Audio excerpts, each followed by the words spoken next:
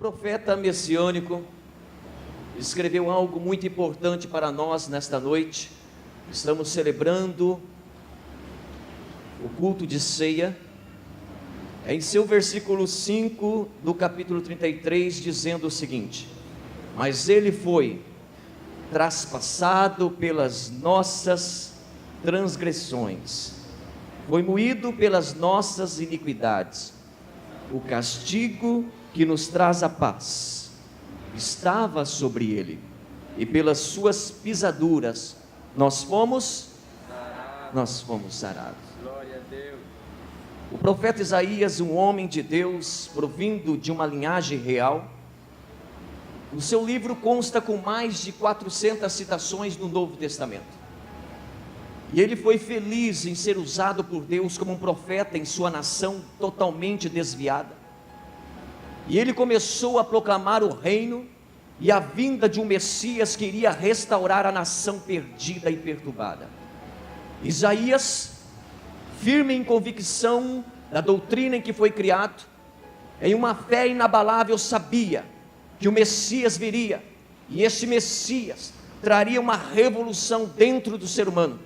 O Messias não seria alguém que traria uma mudança secular, uma mudança social, ou uma postura em status, mas o Messias seria alguém que traria a salvação para toda a humanidade, alguém e o único que poderia mudar o homem, de tirar e merecedor do fogo do inferno, trazer e conquistá-lo, para reinar para sempre e morar no reino dos céus. Isaías era aquele então que trouxe algumas lições que nós podemos trazer aqui, sobre os ensinamentos e sobre a passagem de Cristo aqui na terra. A primeira delas que eu observo que Jesus fez, foi que quando Jesus morreu por nós, os nossos pecados foram totalmente perdoados. Se você observar, Pedro narra em sua escrita, na carta, dizendo o seguinte: carregando Jesus sobre seu corpo, sobre o madeiro, os pecados, para que nós, mortos aos pecados, vivamos para Ele em justiça. Os nossos pecados foram perdoados, segundo declara o apóstolo Pedro. Jesus carregou sobre si os nossos pecados. Aquela cruz era do irmão Albertino, aquela cruz era da irmã Elsa, aquela cruz era da irmã Aparecida, era do irmão Roberto, aquela cruz era do pastor Silcrei e do irmão Joel. Mas Jesus, naquele momento, Ele trocou aquela cruz, o qual nós éramos merecedor. Ele trocou aquele momento de pecado, de dor, de dificuldade, o qual era para nós, e Ele levou sobre si tudo aquilo que merecíamos. Ele colocou sobre Ele. É como se Ele chegasse em você e tirasse todo aquele peso, o qual você merece, e colocasse sobre Ele mesmo. Jesus fez isto porque nós merecíamos? Não, mas por sua infinita graça e misericórdia, Ele fez isso por amor. Felizes foram aqueles que puderam contemplar com seus olhos o Messias. Uns diziam que Ele era o Salvador, outros diziam que Ele era ungido, outros diziam que Ele era a raiz de Davi, o filho de Jessé. Mas existiu um que foi mais feliz do que outros, um homem chamado João Batista, que em sua linguagem figurada, ele observou ao longínquo alguém caminhando pelo deserto e chegando até as águas perto de Salim para ser batizado. E João Batista olhou para ele e disse assim: eis aquele ali, não aquele que simplesmente faz milagre, não aquele que simplesmente multiplica o pão, não aquele que dá a casa, não simplesmente aquele que troca a medicina, não aquele que simplesmente que massageia o ego das pessoas, mas eis o Cordeiro de Deus que tira o pecado do mundo. Jesus veio para tirar o pecado. Se o pecado não é tirado, nós viveríamos em um estado depressivo continuamente, porque os nossos pecados estariam diante dos nossos olhos continuamente. Mas Jesus foi aquele que na cruz pagou um alto preço para tirar esse pecado. A dívida do pecado foi cancelada, mas alguém teve que pagar a dívida, e não foi simplesmente algo fácil.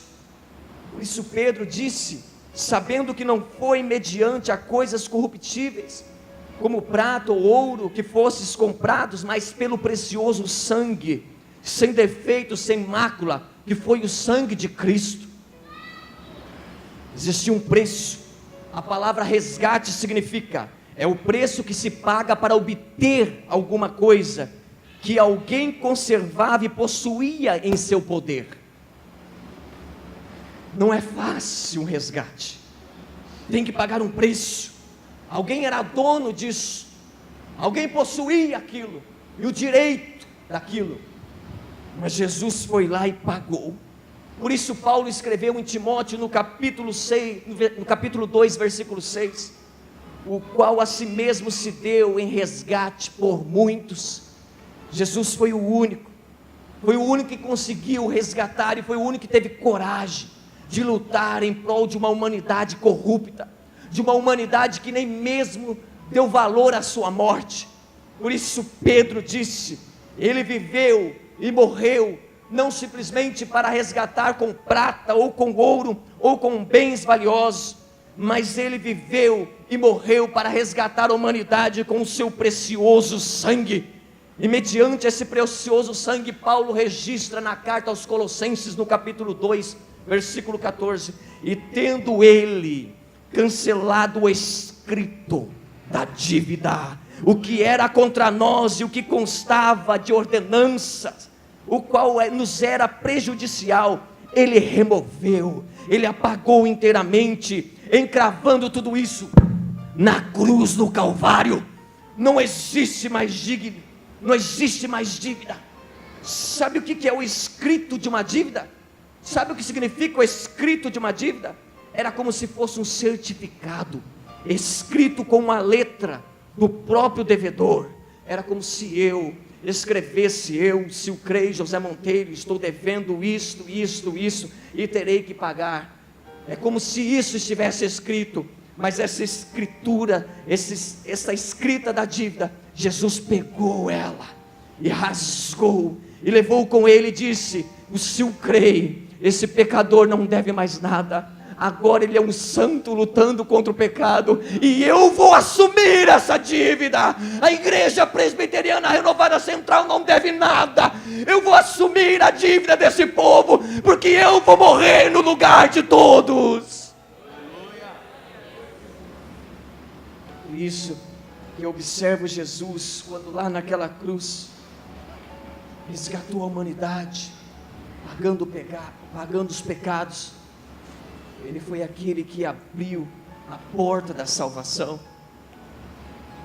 Em Atos dos Apóstolos, no capítulo 4, versículo 12, está escrito, não há salvação em nenhum outro, por debaixo do céu, não existe nenhum outro nome dado entre os homens, pelo qual importa que sejamos salvos. A humanidade estava totalmente condenada e perdida, destinada a perecer.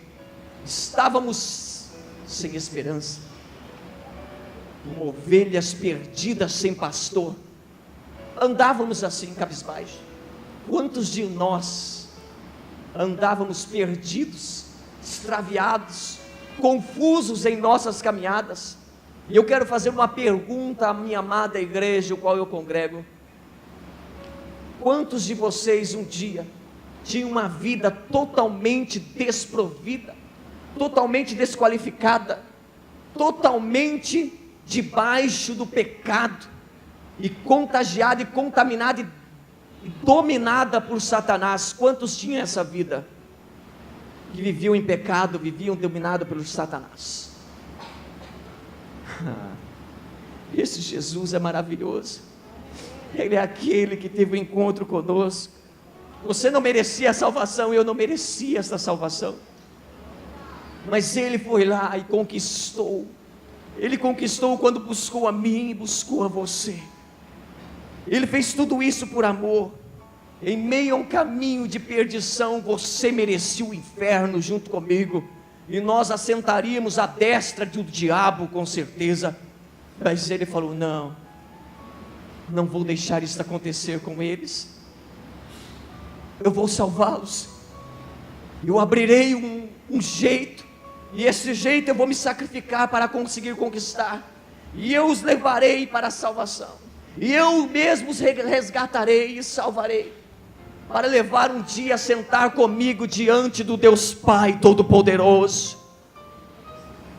Observe então Jesus que te ama nesta noite, Jesus que por você faria tudo possível ou tudo impossível para conquistá-lo, para salvá-lo nesta noite. Não existe ninguém que teria maior amor do que Jesus para nos buscar. Até mesmo nós que estamos aí, quem sabe, alguns anos vivendo diante da sua presença, a Bíblia diz que nós estamos desenvolvendo a nossa salvação em Cristo Jesus.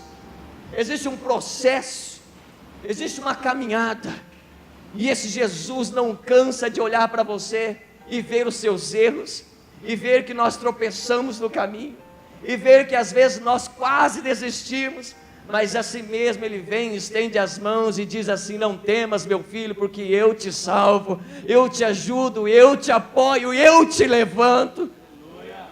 É a misericórdia dEle que está nos alcançando e nos ajudando. E quando Ele morre na cruz, Ele traz consigo também a reconciliação de Deus e o homem.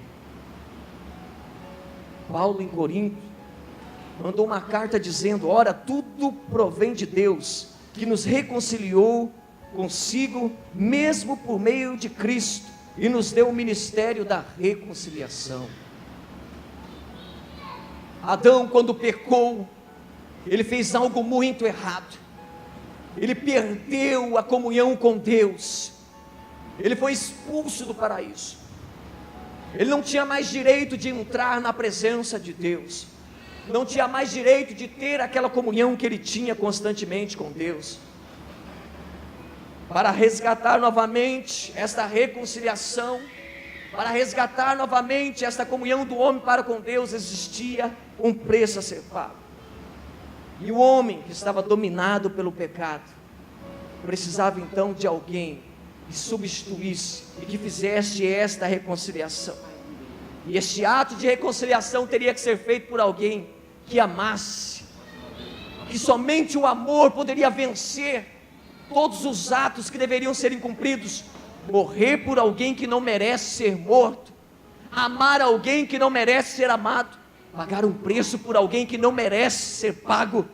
Somente alguém que amasse, somente um Cordeiro Santo, imaculado, irrepreensível, poderia vencer todos esses obstáculos. E Jesus venceu.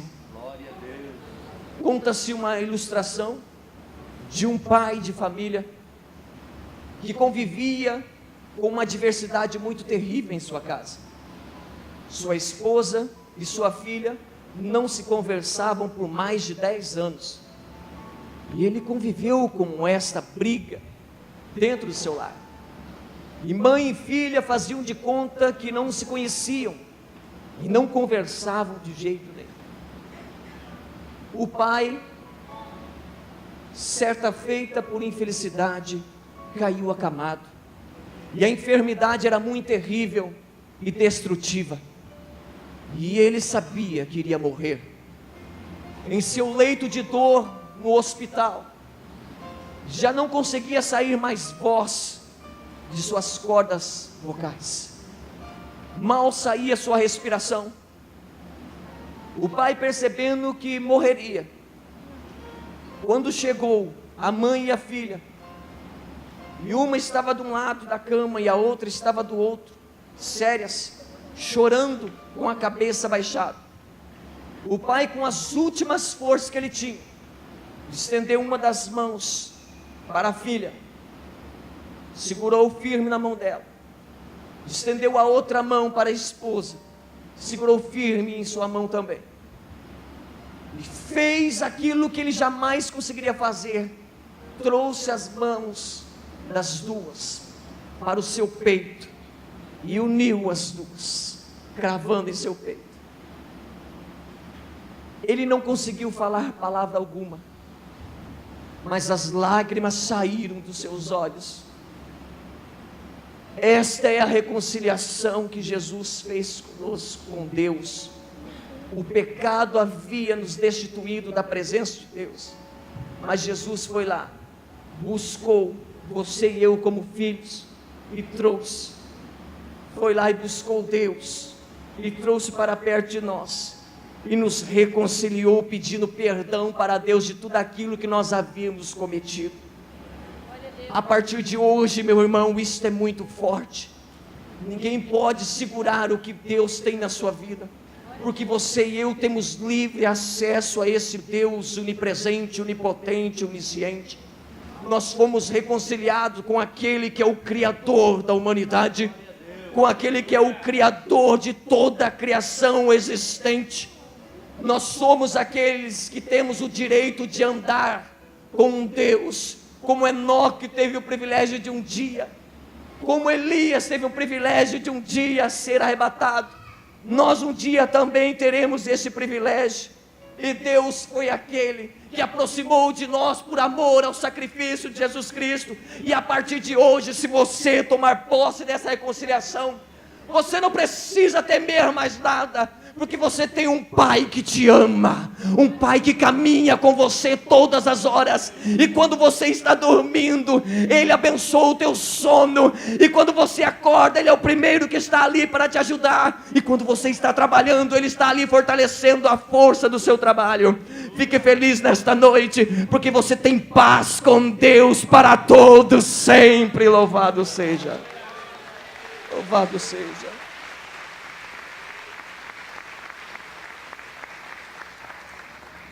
Isaías então diz no capítulo 53, no versículo 5: pelas suas pisaduras nós fomos sarados. Nós fomos sarados lá na cruz de Cristo.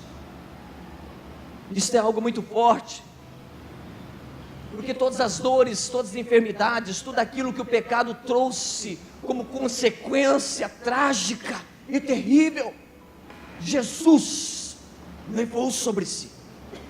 E Ele não deseja mais que você carregue este peso, essa tristeza, essa angústia. Ele quer trazer a cura. Se você é dicotômico, Ele quer trazer a cura para o seu espírito e para o seu corpo. Se você é tricotômico, Ele quer trazer a cura para a sua alma, espírito e seu corpo. Mas Ele quer trazer, sabe o que? Uma cura tanto da alma quanto do corpo. Tudo na sua vida tem que estar em perfeita harmonia com Deus, porque Jesus levou sobre si tudo aquilo que poderia acarretar tragédias, acarretar tristezas e dores sobre nós. Foi isso que Jesus fez. E eu observo Jesus então, que olha para o ser humano que estão hoje desprovidos, tristes, cabisbaixos, depressivos, angustiados. Estão assim porque não conseguem mais olhar para Jesus e acreditar que Ele levou lá na cruz. Estão assim porque o diabo ainda impera em algumas mentes, dizendo, ou quem sabe soprando nos ouvidos, e existe sempre alguém que dá ouvido ao que o diabo está falando. Mas tomara que nesta noite você somente venha ouvir aquilo que está escrito na palavra, que pelas suas pisaduras nós fomos sarados.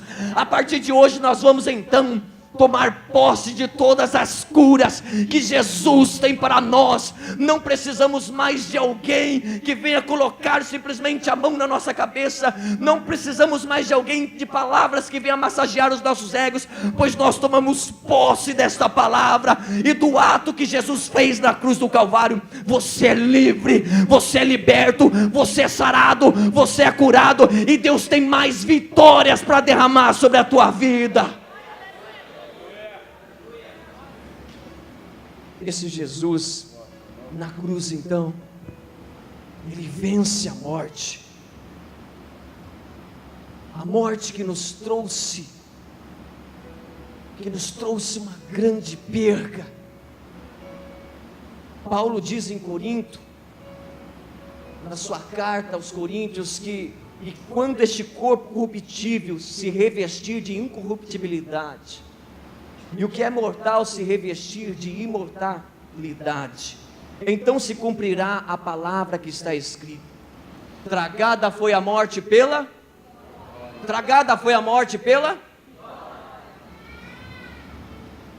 Paulo sabia o que ele queria dizer. Paulo sabia. E ele queria ir mais longe, porque a morte já havia derrotado a todos. Lembre-se que o primeiro homem, por mais que foi criado pelo próprio Deus, não teve, quem sabe, um cordão umbilical, mas ele teve que passar pela morte. Lembre-se que a primeira mulher que saiu da costela de um homem, a mãe de todos, também passou pela morte. Lembra de Noé, que por mais que salvou seus filhos, suas noras, sua esposa, também passou pela morte. Lembre-se de Moisés, por mais que foi um homem que morreu avantajado de dias, com uma visão perfeita, também morreu. Josué, por mais que foi um guerreiro, o braço mais forte que Moisés tinha, também morreu. Todos os 12 juízes passaram pela princesa invicta e faleceram. Todos os profetas, maiores ou menores, também morreram. Todos os discípulos também morreram. Todos morreram. Mas houve alguém que não passou simplesmente pela morte de qualquer jeito. E por isso Paulo começa a soltar uma interrogativa, conversando com a própria morte, dizendo o seguinte: aonde está a morte, a sua vitória? Aonde está a morte, o teu aguilhão? Aquele ferro pontiagudo que você espeta. O aguilhão da morte é o pecado, e a força do pecado é a lei. Mas graças ao nosso bom Deus, que nos dá a vitória por intermédio aquele imaculado, o santo, o remidor, o poderoso, o único Senhor dos senhores e Rei dos reis, Jesus Cristo de Nazaré. Aonde está a morte, a tua vitória? Jesus foi aquele que venceu a morte, foi aquele que bateu de frente com o aguilhão do pecado. Jesus foi aquele que foi além da morte, porque ele venceu também o inferno. O diabo que imperava nas regiões espirituais das trevas, o diabo que de certa forma se achava que era alguém, ou de certa forma estava destruindo a humanidade. O inferno que estava sepultando e trazendo consigo os mortos, que estava puxando para a eternidade. Eis que João, na ilha de Patmos, registra no livro de Apocalipse, no capítulo 1, versículo 17 a seguir: quando eu vi alguém poderoso, eu caí como morto aos seus pés, e ele pôs sobre mim a sua destra e disse: não temas, João, eu sou o primeiro e o último, eu sou o alfa e o ômega. Eu estive morto, mas eis que agora eu estou vivo pelos séculos dos séculos, forever and ever, e eu tenho as chaves. Eu tenho a chave. Eu tenho a chave da morte e do inferno, e quem crê em mim a partir de hoje já não morre, mas passará da morte para a vida, para todo sempre.